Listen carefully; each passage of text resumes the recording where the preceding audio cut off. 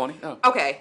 We love that. Okay, so I do want to get into a little bit. You recently went viral for a little bit of a controversial statement that you made. Controversial according to TV One, but I'm a comedian. But let's go. Let's get into it. Well, listen, I hear that there is kind of an unwritten rule about comedians that you do not attack other comedians. That is not an unwritten rule. The unwritten rule was Luther Vandross was gay, but nobody talked about it. That was the unwritten rule. The unwritten rule in stand-up comedy is that if there's some meat on the bone, get all the meat off the bone. Well, okay, so let's talk about that. But also just to bring it up, it was a controversial video because you were talking about a fellow comedian, Steve Harvey, and you mentioned his wife and some exes in there. It was a thing. What do you have to say about that? Do you want to clarify anything? On behalf of TV One, I would like to say that I was talking about very many things in that interview. That interview was 30 minutes long.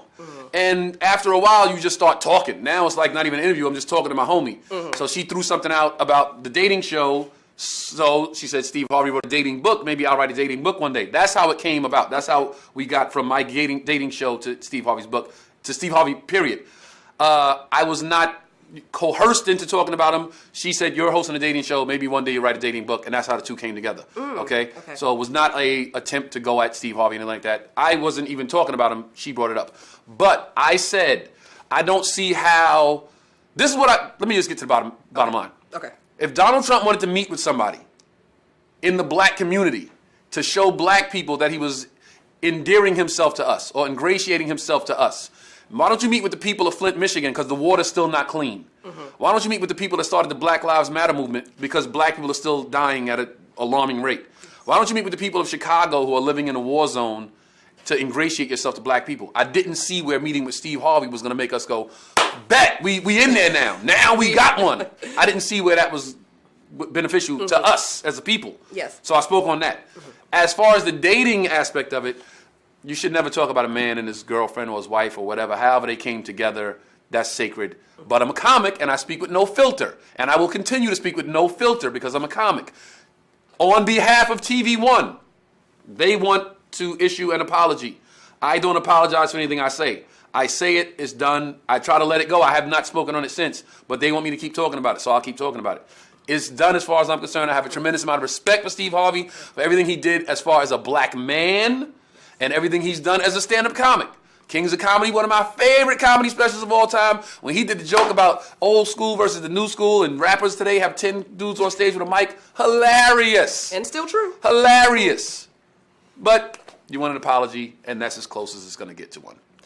Well, I think we'll just have to be okay with that. You did say that. Are you okay with that? I mean, yes. I mean, as a man, you clarified and you spoke. You shouldn't speak. You shouldn't have. And I have listen. I have dated several women that I should not have dated. No way. That I should not have dated. And people have come to me and said things, and they're like, "Hey, man, my brothers have come to me. Like, what are you doing?"